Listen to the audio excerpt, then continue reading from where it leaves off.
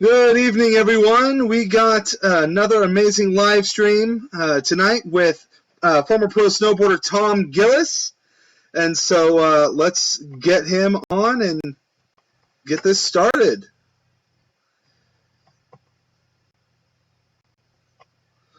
There we go. What's up, Tom? What's going on over there? Not much. So we're going to be doing our normal live here, and I think Tom has some interesting stories to tell. We'll see how that goes. Yeah, you're a little. There you go. You're a little off center. Yeah, let me. There you go. Let's just switch to you. That'll make things easier. There we go. Okay, that's better. That's what everyone wants to look at anyway. So, Tom, why don't you get started by giving us some of your testimony and your career? Let us know what brought you where you are now. Well, yeah, no, for sure. Um, just in a nutshell kind of thing is, I had everything the world um would ever tell you that you needed to be happy, and I chased hard after it. I grew up in Milwaukee, Wisconsin. I dreamed of being a professional athlete, a professional snowboarder. I did that. I did it well for a long time. And, what's crazy about success in a way, no matter what it is, whether it be professional athlete, whether it be business, whether it be school, whatever that is, you keep making these goals, and once you achieve them, you there's like this, like, okay, like why isn't that satisfying? Like it's good for a second, but then it's like kind of a letdown. And so then you set a higher goal, you whatever that looks like, whether it be more money, more responsibilities in a career, more school, whatever that looks like. And then you get there and you're like, ah, like, again, it's a trip, because like this world will tell you, like, get as much as you can, as long as you can, and then once your can is overflowing, get a bigger can, and then ultimately you get buried in that can. So you get to this place where you're like, you try to have to figure out the meaning of life. And a quote that I love saying by Mark Twain is, the two most important days in your life are the day you were born and the day you figure out why. And I like to kind of add on to it a little bit, because the first day you had nothing to do with, and the second is totally up to you. Like, why are you here? What's going on, and what's the meaning of all this? And so as I achieved all these goals of being this professional snowboarder and traveling the world and doing all these things, like, I kept, even though I was living out loud and I was like the party guy and I was doing all these things, inside I got more and more recluse, like more and more lonely, more and more desperate for meaning and significance. And it didn't have to do with my career or my circumstances. It had to do with, like, my soul was craving reality. And I had a deep longing to be known and to know why I'm here and what the meaning of life was all about. And so ultimately, I kept getting to this place of, everyone wanted to be like, I would go to parties, I would travel the world, I would set world records, and I'd be the toast of the town in some occasions, and everyone wanted to be me, except me, because ultimately I couldn't accept myself. I had this longing, and this, like, almost like I knew that there was more, and I was settling. And I don't know if you've ever settled for anything, but it's really uneasy. It's kind of like this feeling of, like, there's more out there, and ultimately that's uh, what I was longing for. And I was in Japan uh, for this invite only contest. I just broke this world record on national television, and I was completely, like, high on just like my career, on life. And earlier that year I won the U.S. Open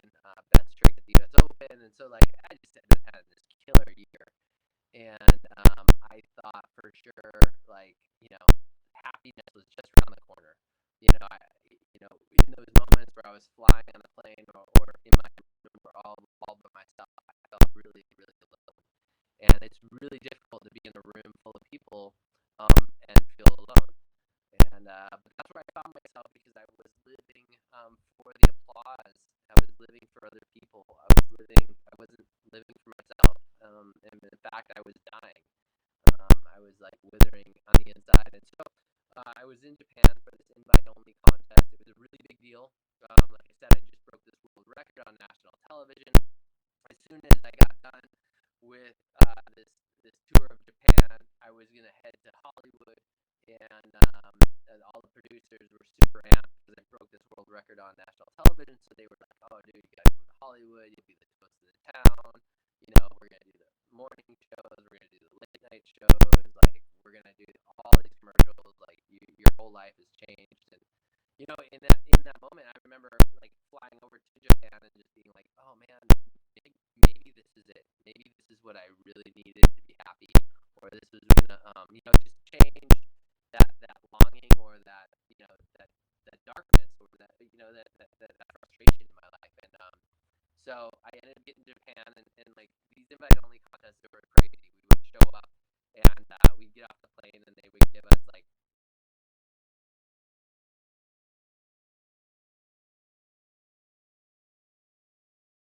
anywhere in the world, which, again, a little bit back in the day, that was a big deal, because those didn't exist all that much. We had the Nokia block.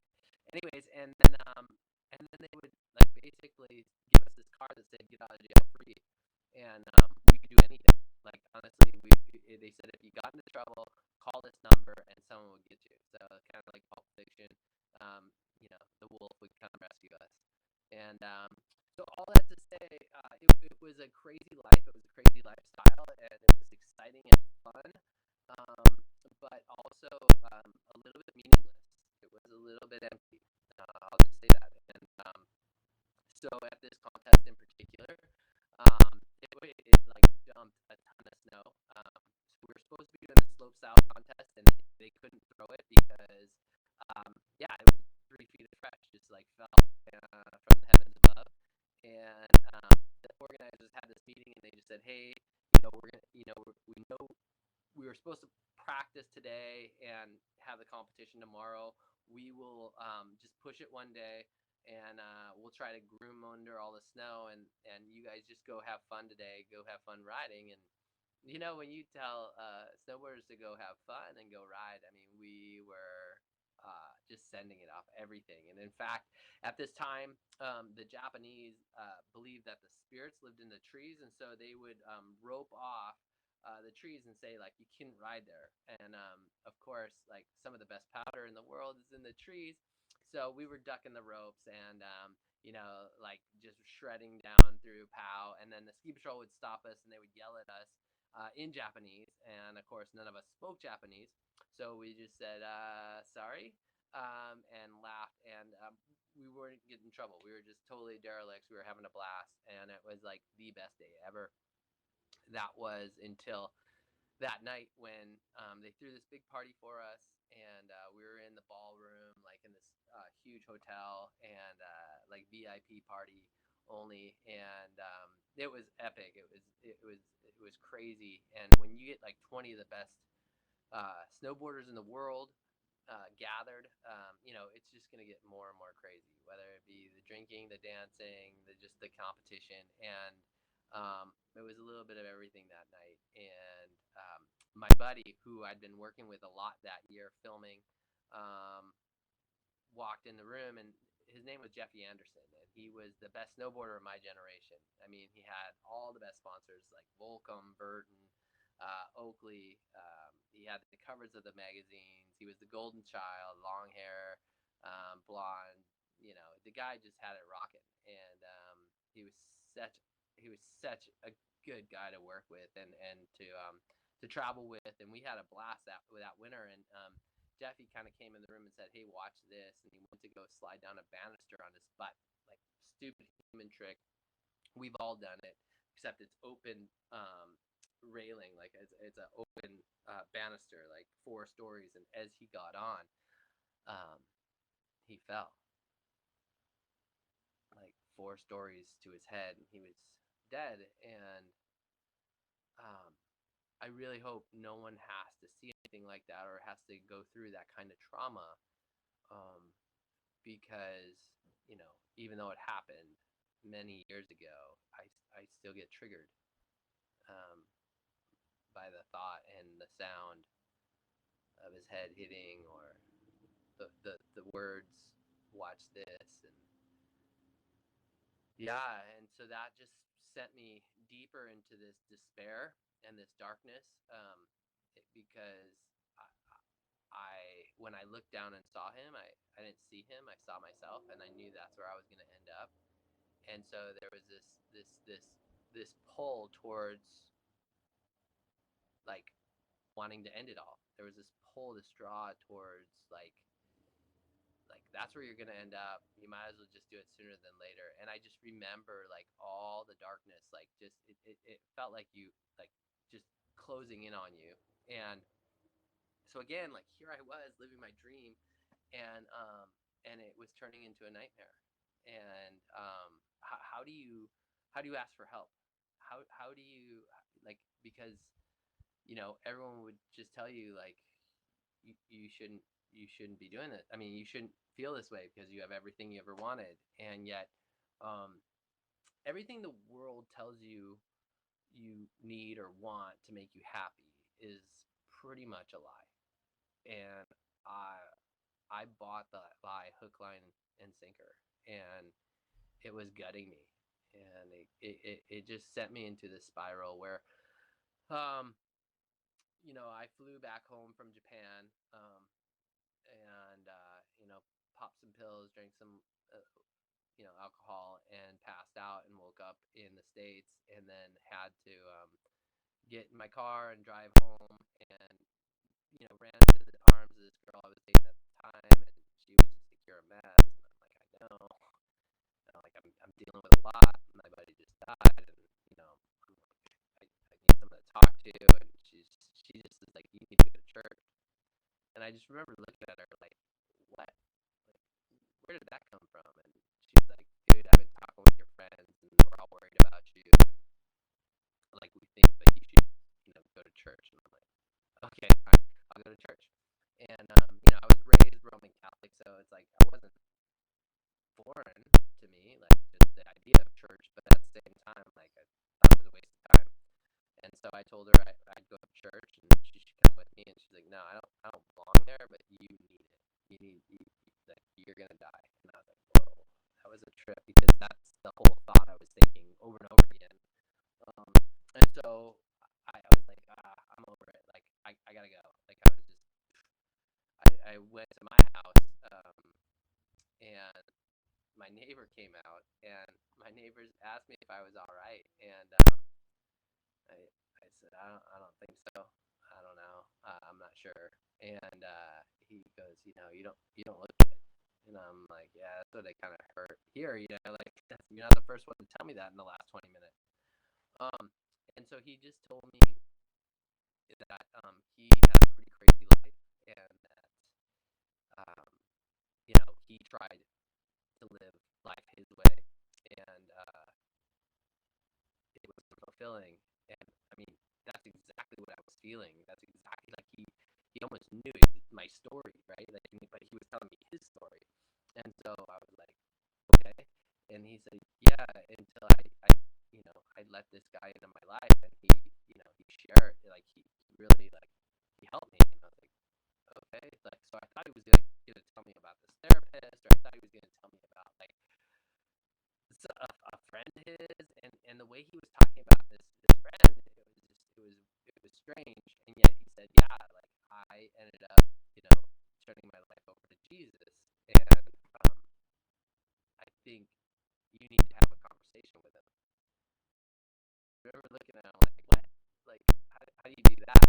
And he just said, look, it says in his word that if you ask with a sincere heart, he'll show up. He stands at the door and knocks, and if you open it, he will come in and have a meal with you. And just tell you all your hopes and desires. And I was like, oh, that's crazy. So I remember like just saying, okay, like I've heard this story a little bit, but I don't know. And so I ended up going in my room, and I just like had in this moment of just like complete like I was at the end, and I just said, Lord, if you're real, like I'm gonna need you to show up. And so, if you know, if I'll go to church next week, and if you're real, you're gonna make me cry. But if not, get out. Like just leave me alone. I'm gonna go into the abyss. Like, and it was crazy because I didn't tell anyone, and so that next weekend I got all dressed in black, and I went to go to this church in Truckee, and I drove there, and I was listening to punk rock music, like screaming my head off, and I was angry, I was frustrated, I couldn't believe I was doing this, like I was almost embarrassed that I was going to church, almost embarrassed that I had this conversation with at the time who I thought was nothing, and yet there was a draw to just if there's something here, like I put the line in the sand. I said, Lord, show up or get off, And I remember going to this church, kind of sat in the middle, and the music started, and I didn't cry. I wept. I seriously uncontrollable leakage was just like, and I couldn't breathe, and I couldn't think straight. I mean, it was like the God of the universe showed up in such a powerful way that everyone was around me, but yet there was no one there. Like I can't remember, but for an hour straight, I was just in the presence of God, and I was just in awe and just so broken. I was so cut to the core, and I remember like all of a sudden church was over, and people were looking at me, and I was just like emptied. And so I remember jumping in my truck and kind of pulled out into the valley between these mountains. If you've ever been to Tahoe, it's absolutely epic. This view of just all the mountains surrounding me, and I just kind of went in this meadow, and I just said, "All right, Lord, I asked you to show up, and you did, and I didn't tell anyone. But I'm gonna surrender to you. Here's my hopes and my dreams, my fears and my failures. Um, just make sense of them. Like I give you my life. Like I'm sorry I've been such a derelict. I'm sorry I've been such a just living for myself, and I'm done. And show me. And it was almost like he just started taking things away from me, and some things went right away. Like I smoked weed every day for 7 years, and he just is like, "You're done with this," and I'm like, "Cool, I'm done." And then he just started taking other things away, and just he started showing me the way, and I was so filled with joy. Like before I was happy, right? Like I was happy go lucky. Like in front of people I was happy. But when I was alone, that's when the darkness came, and just kind of settled in. And then like I would pretend to be happy around people, but like this was like something I've never experienced before, and it was full stoke, like full joy. And I just remember just being like, all right, let's go. And a lot of people got freaked out because again, like I went from one way one day to someone else another day. Like I was the same person, but I wasn't drinking. I wasn't partying. It wasn't. I'd go to the parties. I'd go to the bars, but I just didn't want anything to do with it. I was trying to figure out what this new self was, and I remember just going back to church and just being like, I'm in. Like whatever this is, like this is amazing.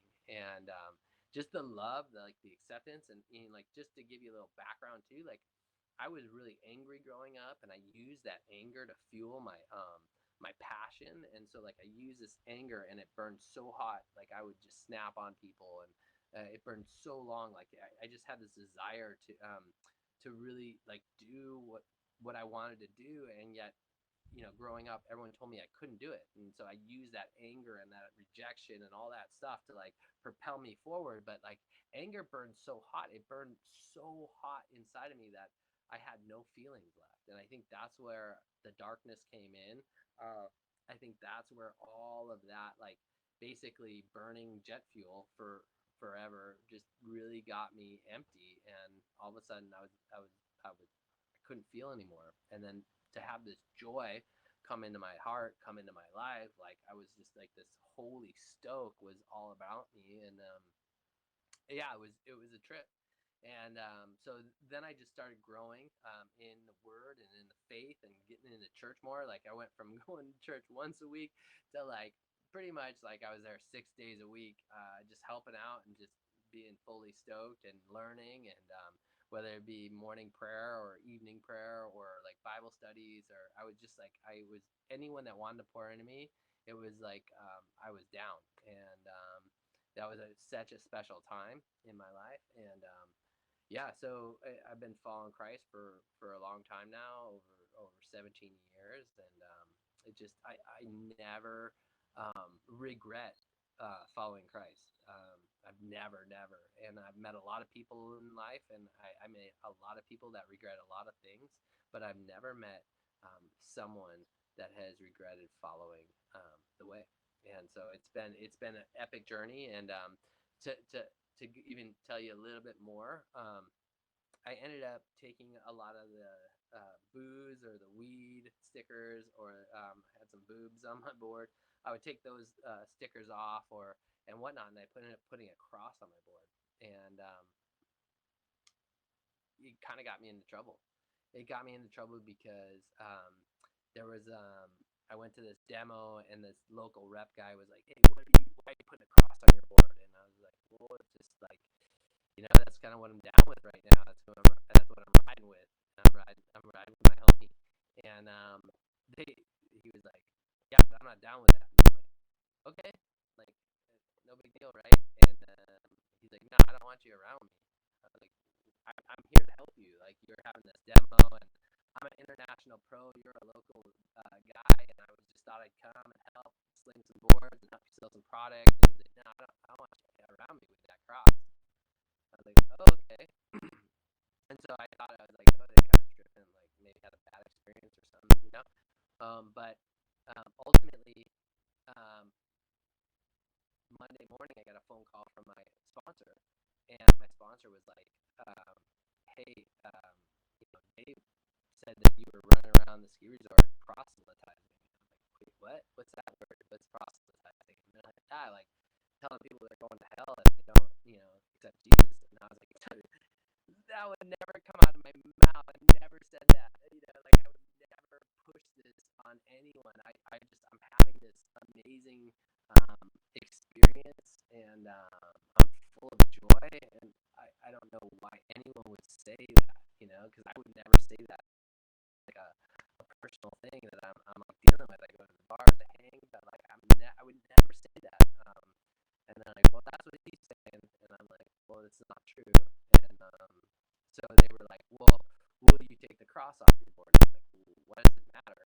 And they're like, "Well, like, just take it off, and what's the big deal if it's not a big deal?" And I was like, "Wait, but hang on, like before, when I had like booze on my board or weed on my board, like did you have a problem with that?" And they're like, "Oh, no, no, no, no."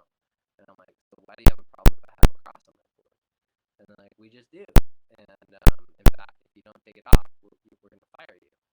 And I was like, "What?" And it was crazy because I was on the phone with my agent. Like, so my agent was on this call, and the lawyer was on this call, and I was like, "I'm pretty sure you can't do that." And they're like, "No, we will, and we just want you to take the cross off your board." And I just said, "Oh my gosh, this is crazy." And so I basically said, to my agent, I'm like, "You hear this, right?" And the lawyer was like, "Yeah, and we're recording it."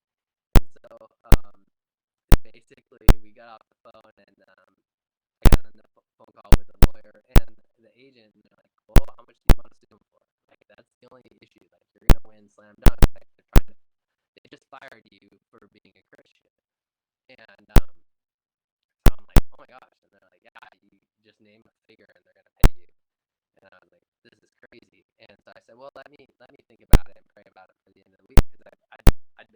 new relationship with Jesus, and I've been praying a lot, and I've been praying that God would open doors and close doors.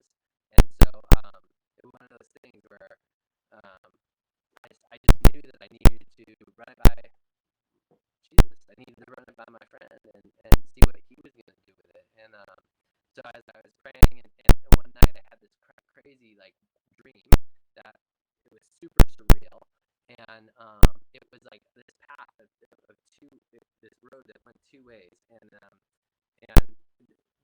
like the voice said, like, I'll be with you either way, but if you pursue money here, you'll always, this will be your stumbling block. Like you'll stumble over this, you'll pursue this the rest of your life. But if you pursue me, I'll provide. Like I'm gonna take care of you. Like you're gonna see. And I was like, oh, okay. And so Friday came and we had this talk with the lawyers and my agent, and they're like, all right, Tom, what are we gonna do? And I said, I know you guys aren't gonna understand it, but I really feel like I am just gonna walk away. And they're like, what? I said, yeah, I think I'm just gonna walk. I've been praying that God would open doors and close doors, and I think He's trying to close this door. I've been snowboarding professionally for 10 years. I can still walk. I don't have any crazy health problems. I think I need to go. And they respected my decision. They were like, I can't believe you're walking with dollars. And I was like, yeah, well. And to this day, God has provided. God has opened doors, and I've seen people get transformed. And yeah, I don't regret that decision one bit. I think it was an awesome decision. I ended up meeting my wife shortly after that, and I have 3 beautiful kids. We get to serve Jesus. We get to go on tours. It's just it's like I don't know, like following Jesus is so epic, like so awesome, and he just has this amazing adventure for you, and it's all by living by faith. And faith is not a noun, it's a verb, it's an action word, it's like doing it. And I've seen many people just get radically transformed. I've seen people get healed, and that's all by the power of Jesus Christ and that name, man. It's the name above all names, and so it's quite epic. So that's the nutshell. If you could, that's the testimony in a nutshell.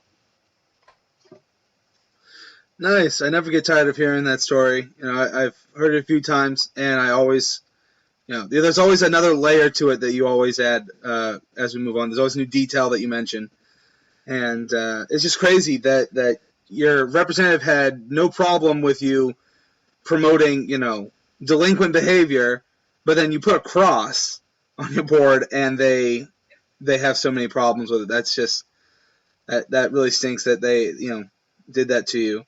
But we actually have a question from the audience about when you gave your life to Christ. Did the people around you believe that the change was real, or were they skeptical? Um, so when I first had that radical transformation, I think a lot of people were tripping and they were wondering how long it was going to last. Um, and I know that my good friends who I'd been partying with and whatnot, they were like, all right, how long is this going to last? And they end up wagering on it. People were betting like, okay, he's going to be done in 2 weeks, like maybe 3 weeks, maybe 5 weeks, whatever. Like they were just like, are you sure you don't want to hit? Are you sure you don't want? And I was like, no, I'm good. And I was like, like I was so filled with joy, like they were tripping. And yeah, my friends kind of like tripped out a lot. Like they were like, I remember one of them telling me like, is it contagious? And I was like, what, joy, peace, patience, kindness, gentleness? Yeah, it's contagious. And they were like, well, then I don't want to be too much around you. I'm like, why? What? He goes, because I like my life, and I don't want to have to change. And I was like, well, I get to change, and I didn't like mine. I'll tell you, I was done, and he gave me just a reason to live. And so yeah, my friends a lot of my friends tripped out and they thought it would be over shortly. And still to this day, I have a good friend.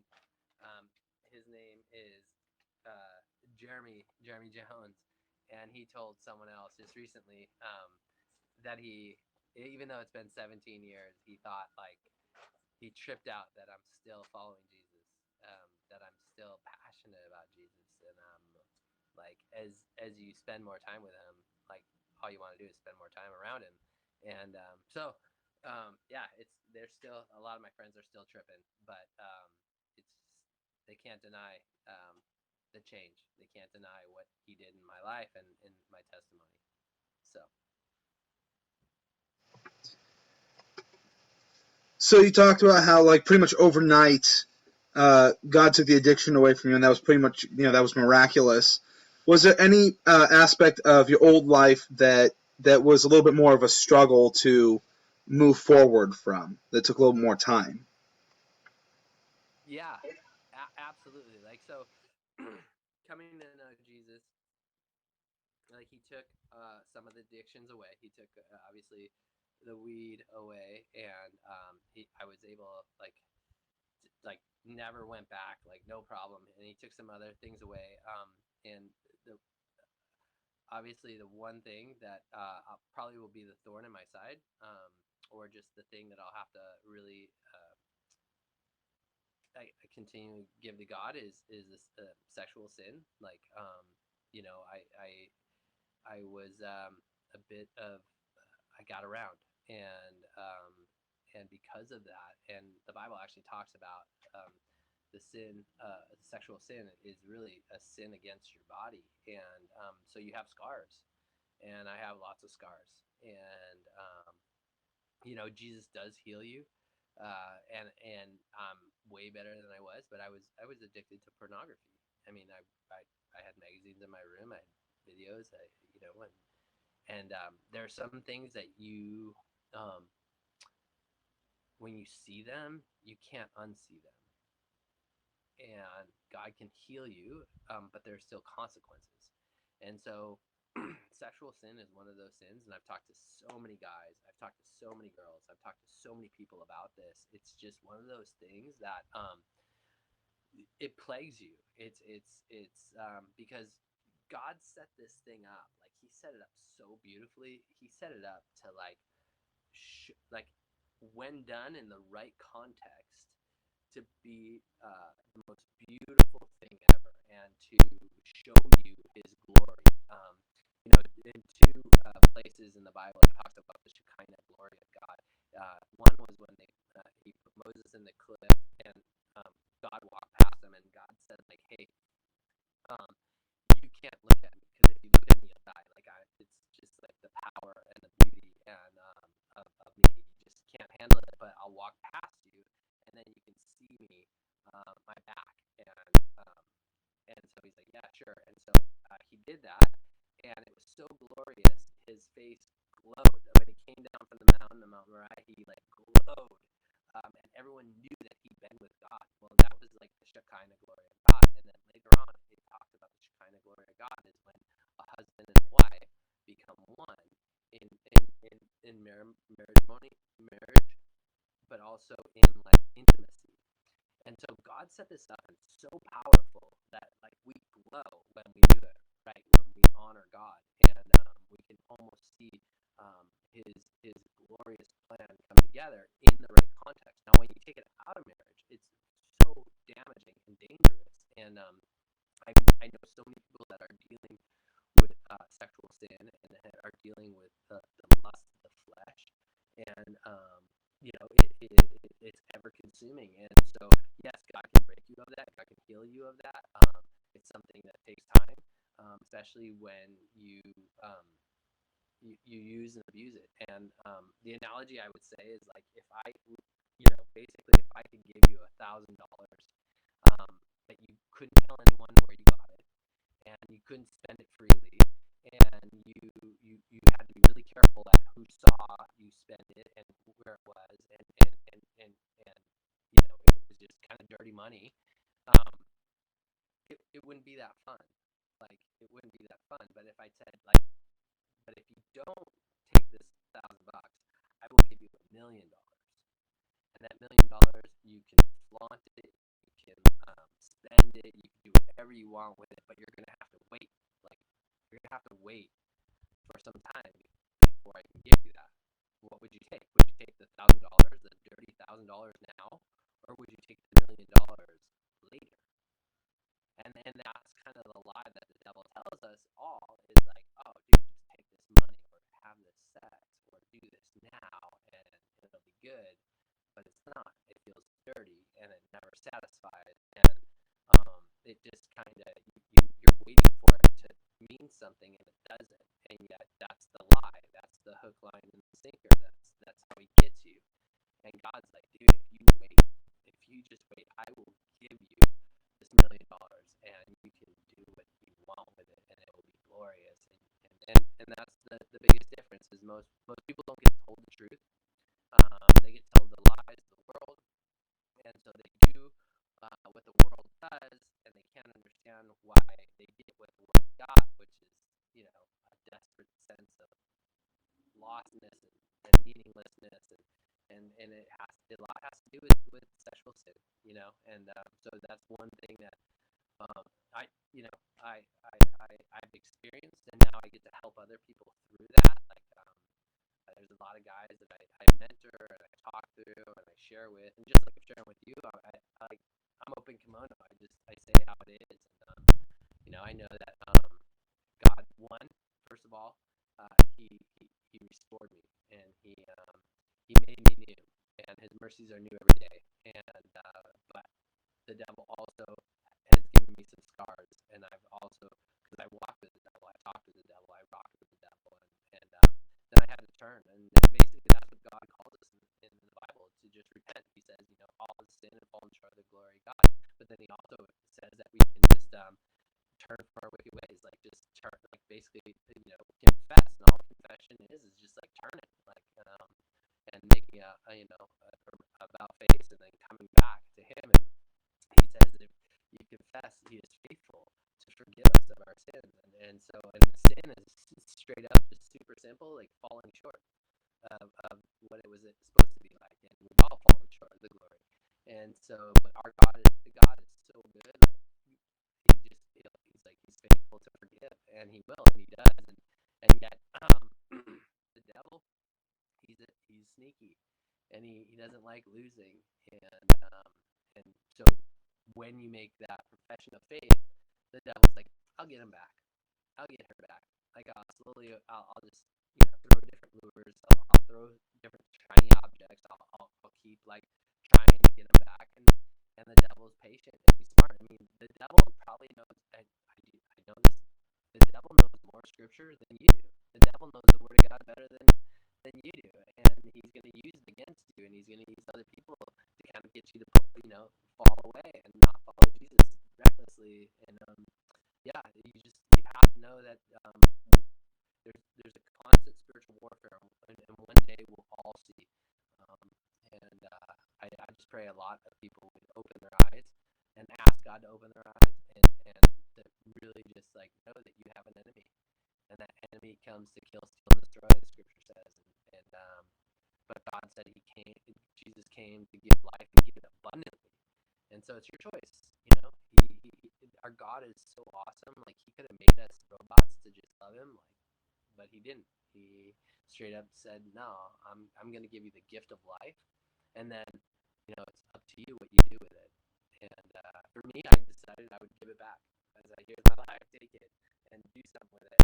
And so now I get to share the good news with a bunch of people, because He opens those doors, and what doors God opens, no man can close. And so, right now I'm talking to you, but I'm going to be running around here shortly with the Whosoevers, and we're going to be in Hot Springs, Arkansas, Little Rock, Arkansas, and it's going to be a trip, because we're going to hang out with the lead singer of Korn, Brian Head, and we're going to lead singer of POD, Sonny Sandoval, Ryan Reese, and we're just going to be rocking and rolling, skating, and sharing Jesus with people. So if you're in Hot Springs, Arkansas, or Little Rock, Arkansas, May 22nd through the 27th, come check us out. We got flyers running around. You can check us on Instagram and whatnot. But I mean, that's a door that God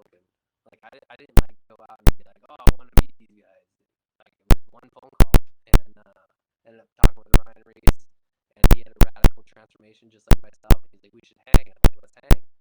And now I'm touring the world doing that, and working with Sports World. And Sports World is a great organization that really cares about people and really wants to see the best. And their tagline is, "You weren't born a winner, you weren't born a loser, but you are born a chooser." And your choice matters. You have to choose what side you're going to be on. And a lot of us sit on the fence, and we're like, well, the view's not that bad, and I don't know, like whether I follow Jesus or I'm not down with the devil. I'm just sitting on the fence, not really anything. And the devil's laughing at us because he's like, dude, I own the fence. So we all have to make a choice. Like, who are you gonna follow? And you have one life to live and one life to give. And here, we at Sports World believe that you are here for a reason. You have a purpose, and we want to help you understand what that is. And so, again, if you're dealing with anything, like I told you guys a lot about the darkness that was, you know, um, surrounding me, and how ultimately, like, I was so empty, and I didn't know who to ask for help. But we at Sports World, we want to be there for you. And so, if you're struggling, if you're going through anything right now, like, we have you text choice to 494949, and we're there. Like, we'll text you back. We'll communicate with you. It's me and my friends, and we really want to be there for you because I've gone through that darkness. I've gone through that sadness. I've gone through that anxiety, depression, suicidal thoughts. I've gone there, and I want to be there. And I thank God that someone was there for me, that neighbor, that guy that just encouraged me to ask God, just like to seriously give him a chance. And so we want to be there for you. So again, that if you need to talk, if anything, text choice to 494949, and we'll communicate with you. And Matt, if you want to make a decision for Christ, we're down. Like, we'll give you some resources. Like, we just really want the rest of your life to be the best of your life. And so that's what Sports World's all about. I'm super stoked you guys tuned in. And you guys have more questions, comments, whatever. Like, I'd love to answer them. I'd love to be there for you. Like I said, text choice 494949, and we'll communicate. So, um, you got anything else?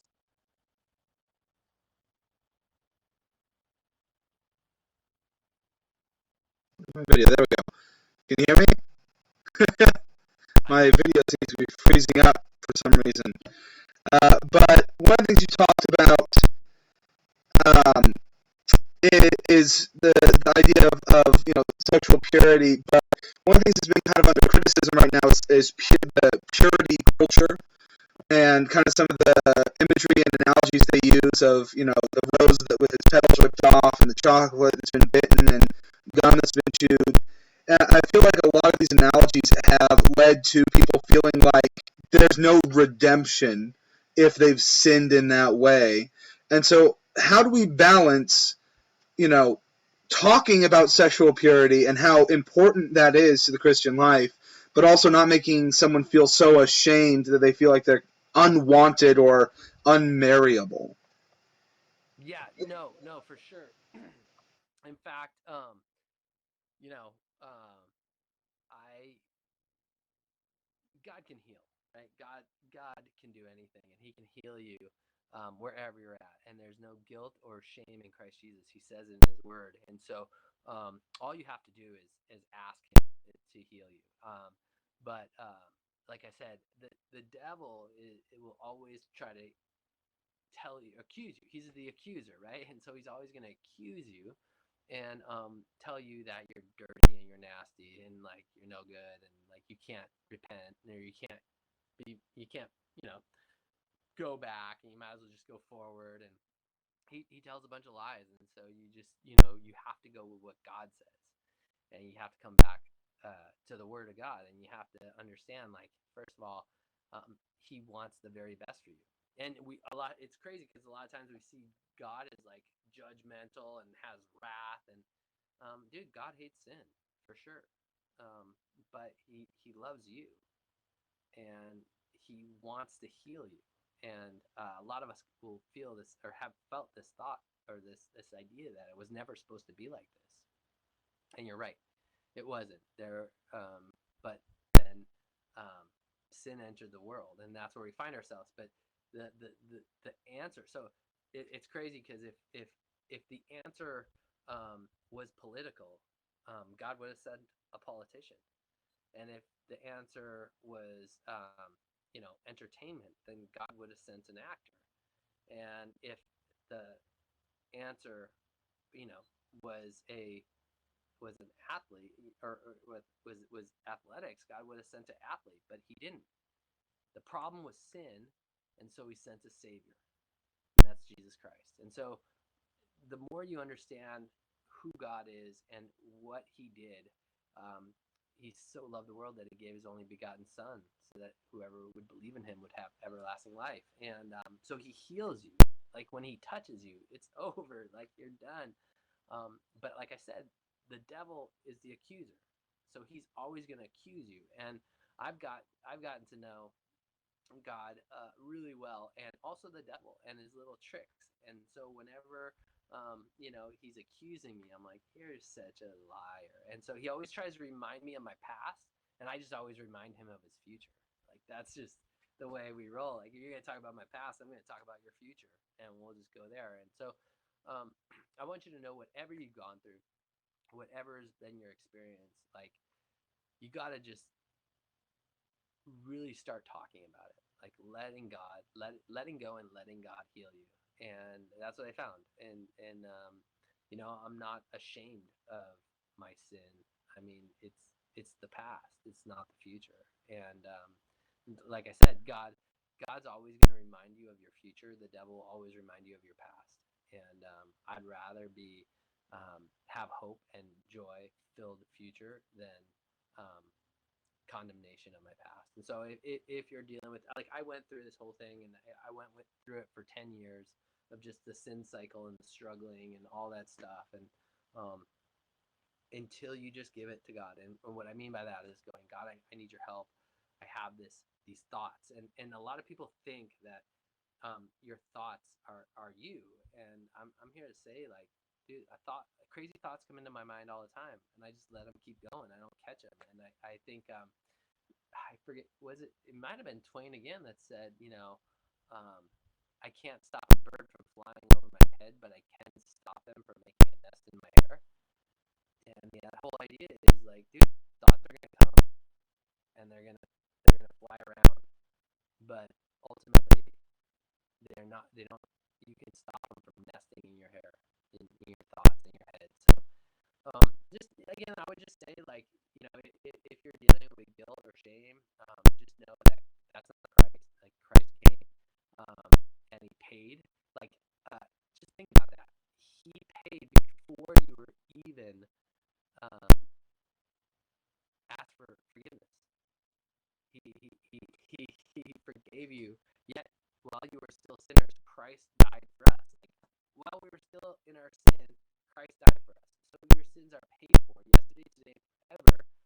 And it's your choice if you're going to open that gift of salvation, of forgiveness. That's your choice.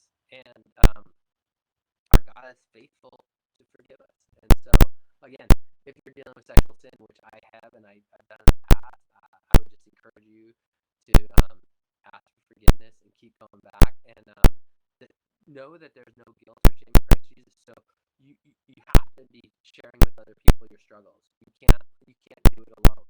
And so that's where the church comes in. That's where accountability comes in. That's where other people coming in, and it really helps. So in fact, like that, we have to talk about it. And secret sin destroys us. It does, and so it's super important. And that's why we have that text line, that text, choice to 494949. Not just a choice for Christ, but if you're dealing with stuff, if you're like going through things, if you just want to process things, it helps so much to have someone there that won't judge you, won't condemn you, that is for you, not against you, and that really wants the best for you. And that's what comes with accountability. That's what happens when you open up and you let people in. And that's what we all need to be better. Like, no one needs anyone to call them out, but we do need people to call us up. And so, that's what Christ does. He calls us up to a better life to experiencing full joy. And yeah, so that's what I would say to them.